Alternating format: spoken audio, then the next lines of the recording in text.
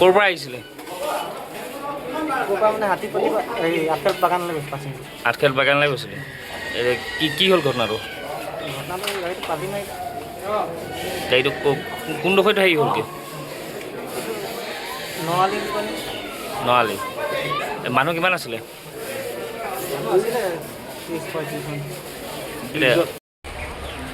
18 বছৰ কমপ্লিট নাই হোৱা ল'ৰা কাম নিদিয়ে।